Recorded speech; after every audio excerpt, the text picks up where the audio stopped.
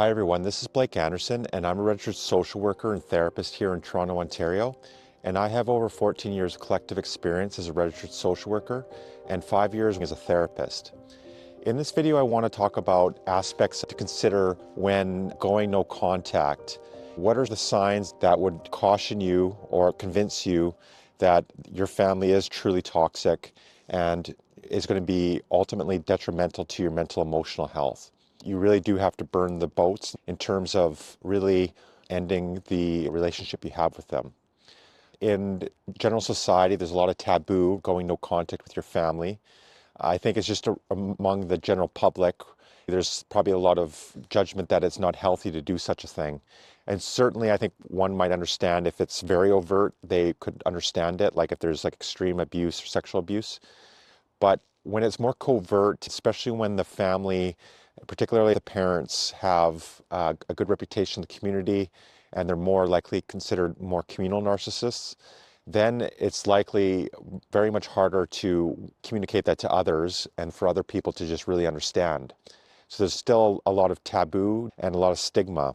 But that being said, ultimately you have to do what's in your best interest, and you can't outsource your thinking or worrying about what other people think, because ultimately it's about your own mental emotional health. And it's really about figuring out the art and science, or more the science of the family and the actual makeup of the family. So you're understanding it from first principles. But the thing is, it's typically that you're tied up as, let's say you're more the scapegoat. You probably internalize a lot of doubt, shame, and toxic shame primarily. So you probably for many years were convinced that you're part of the problem, or if not the problem. But over time, you've probably started to see more and more how your families act towards you. And maybe you even tried therapy with them. If you do go to therapy with your mom or your dad, it's likely going to be more detrimental to your mental emotional health if they're truly narcissistic and or the notion of being extra crazy. The reason for that is they're going to likely gaslight you in this setting, put themselves above the therapist and act superior. They will find ways to play victim and normalize or do a lot of whataboutism.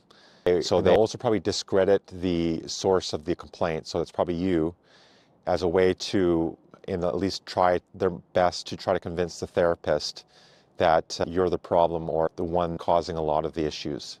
They also probably want to pick the therapist. They typically will stay very surface level, and they'll have probably ways to not really speak to the truth of the matter. If you went to therapy with them, you've probably suspected and picked up on lies that are occurring. An example is let's say your brother doesn't wish you a happy birthday. For you, that's very odd and something that you'd think your sibling would do for you. You might say to your parents, look, he didn't wish me a happy birthday. And the mom or the father might say, they might explain it away somehow and said, I don't think that's the case, or he sent you a text. So they'll explain it away. And it's things like this. You start picking up on lies. They say they're going to pick you up somewhere, and then they forget. So there's ways in which they're sending the message that you don't matter, but they'll also usually have an explanation as though you're overreacting and being not actually accurate in your assessment. Another aspect is that your family there's a smear campaign, and you probably like close family friends or relatives, maybe even your siblings as well. They're spreading lies about you or smearing your name.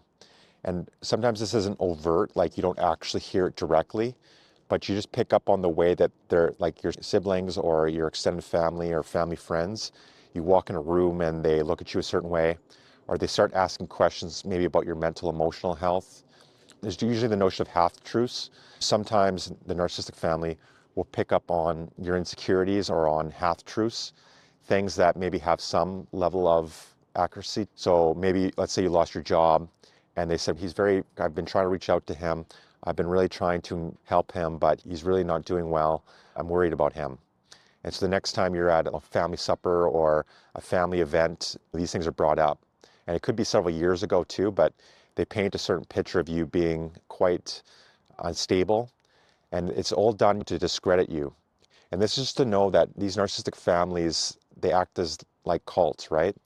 And so they don't let anybody in terms of there's no feedback loop, and so they close the blinds and they keep their secrets, and they're very suspicious and paranoid of strangers because they don't want any feedback from the external world, because obviously when you understand narcissism, you understand that it's built on their false self, and it's built basically on a lie. And so for them to continue that abuse and that shared fantasy, they need to ensure that the external world doesn't penetrate the narcissistic family system or the cult. It's very, like, strangers will come and go and there's no boundaries. This is where sometimes abuse can happen from strangers or other people that come into the home, and the parents aren't really supervising the kids. You're usually picking up on lies that are occurring, and they are also probably smearing your name. There's also the notion that they're looking for emotional reaction. Because you probably are starting to pick up on this narcissistic abuse cycle, you notice that when you go home or when you're with your family, they seemingly look for a reaction from you. And it could be over very small things. Let's say you're not cleaning up the dishes and you're sitting down or something. They might look at you and be very harsh, like, why aren't you helping out, and being very hostile towards you. Really, when it's not their place to do that, or it wasn't a context that would suggest that you're not helping out. So of course families argue and there's differences, right? But these are ways in which maybe you haven't spoke to them for several months, and then they're all of a sudden chastising you about not helping out with the cleaning or something like that. Time will pass, usually a year, maybe 6 months. Let's say you haven't seen your sister, and they might give you a superficial hi and hello, and then it's like they don't share any interest in your life or inquire into how you're doing. They might superficially do it, ask some basic questions, but usually that's after you're probably asking them questions too. There's this self-importance, and then it's though time hasn't passed and there isn't things to update their brother and sister, right? So there's no mutual sharing and showing of care for your life and what's going on in your world. But then they also will quick to go into this hostility and probably put you down even after 6, 8 months when you haven't seen them. You would assume they would want to be on their best behavior and maybe help encourage the relationship, so they themselves would be also trying to get to know you and ask questions about you, but you find that they're instantly looking for a reaction from you.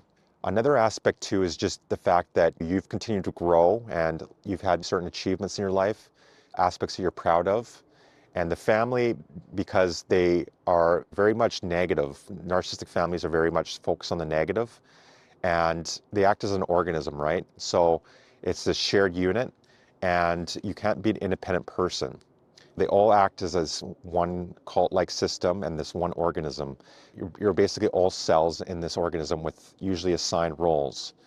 And these assigned roles they don't fit you necessarily as your individual character. They might have some aspects of it in terms of if you're the scapegoat, maybe you've always been a bit of the truth teller or the black sheep. It still doesn't fit the full mold the way they subjugate you and put you down. It acts as one unit, and there's probably positive things going on in your life that you're sharing, but usually there's some resentment or envy, even from the parents, but primarily from the siblings, where they don't want you to shine, so they're willing to clip your wings and explain away your accomplishments. And they'll typically do this in subtle ways, but they'll likely pick up on your insecurities and your doubt and suggest that it's not very important. You'll be in the external world and with your friends, your family, your work, you know that other people give you compliments and you know that you're proud about these accomplishments in your life. But then you go home and you spend a few days with your family, and none of these things are recognized or seen as valuable. It's interesting that the family, because it's, again, narcissistic families are very much prolonged this negativity. They have this prolonged negativity in the sense that they don't want you to shine and don't want you to basically feel good about yourself, because again, misery likes company, and they need you to be this shared organism, and they don't see you as necessarily something special that's worth celebrating. And that goes back to this notion that you might have a sibling not wish you a happy birthday. They don't want you to feel good about yourself and feel special. It's also the case that the narcissistic parents, there's usually a jostling of roles. Because the narcissistic parent or parents pit the siblings against each other, there's this jostling of getting favorability within the hierarchy, within the dominant hierarchy. And then there's usually the people like the judges, and this typically is the parents, or it could be an older sibling, but those that carry some of the power in this dynamic are the ones judging the court. And so you find yourself in this competition that you really didn't ask for. And at the end of the day, you probably just want to have a mutual relationship with your siblings, but you're finding them trying to throw you under the bus or giving you slights in front of your parent, all just to maybe become this golden child or to become favorable, to get narcissistic supply from the parents. And they probably also resent you whenever you get attention from the parents. So it's interesting that this is what's occurring in these dynamics. But if you assert your identity and your independence and you come back into the system, they're going to likely be very suspicious of you, and they want you to fit back into the mold and into the system. And they'll do various ways to get you back in order and back in line. Other aspects to consider about leaving your narcissistic family for good is your body. Maybe it's that fact that you really find yourself getting very anxious. You get a pit in your stomach. You might start getting sick when you're around your family, and your body's giving you signs that this family is really not good for you and not healthy. And it's interesting because usually it's the body that tells you first in some sense. It's like the warning sign, right? Because obviously your skin and your body is your first boundary that you have to the external world.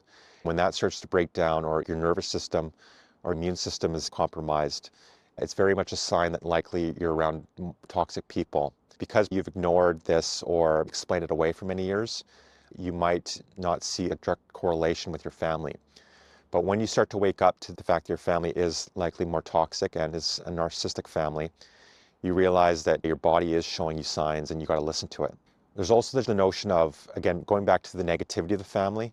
They don't want you to individuate. You see yourself growing in the world and find that they are not growing. So your growth is going to be compromised or undermined if you stay with the family. You get pulled down and typically will regress into these earlier parts of the self. They also want to convince you that you're no better than the narcissistic behavior they're showing you. They'll usually reverse victimhood. They'll be the aggressor and the instigator, but then quickly become the victim once you call them out on it. But then they're usually within an instigator, there's a victim, and then there's usually a third. So there's a triangulation, and there'll typically be a rescuer. So let's say you call out something to your mom and you stand up for yourself, but then you might have a brother or sister defend the mother, throw you under the bus, and agree with the mom being this victim, when in fact you were the one that was actually the victimized. And they also play off of and weaponize your empathy, maybe because you have a tendency to feel guilt and have your own conscience. You reflect and think, okay, maybe I said certain things. But then it comes to a certain point where you're no longer buying that, and you know you are a good person, even if you may occasionally say certain things that could be offensive. In comparison to what they were saying and doing, it really wasn't the same thing.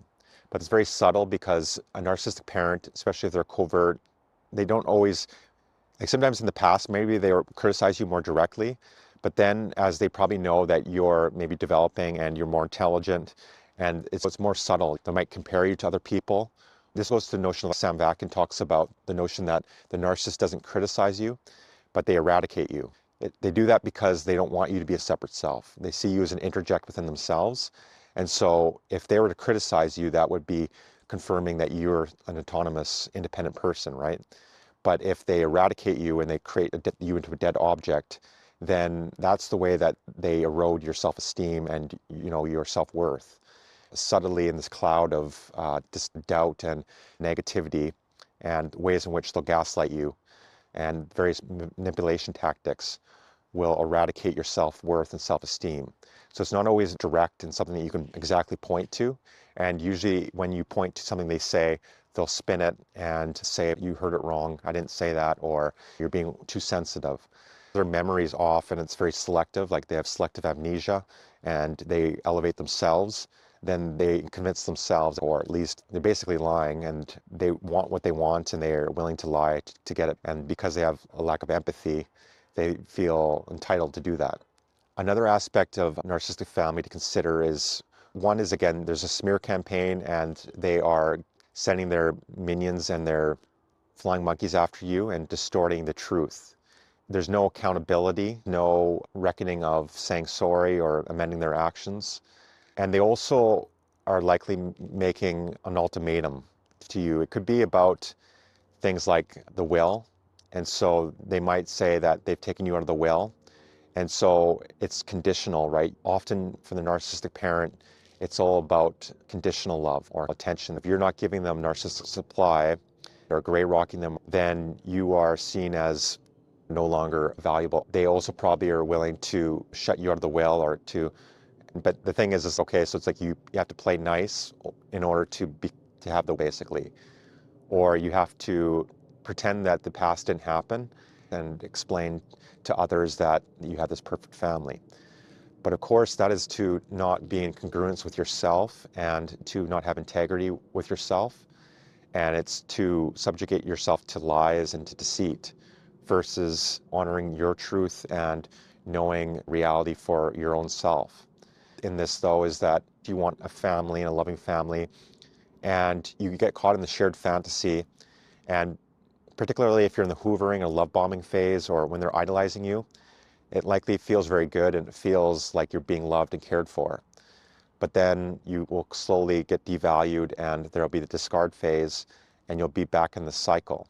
These are signs to consider when going no contact. I went through aspects of, obviously you probably attempted maybe to do therapy with them. You've tried various ways to communicate. You certainly could go gray rock and yellow rock if you want to stay in contact with family. But you have to ask yourself, is it worth your mental, emotional health, your body maybe deteriorating? There's time decay. You're spending a lot of time wasted, and it's probably affecting your work life, relationships, or self-concept.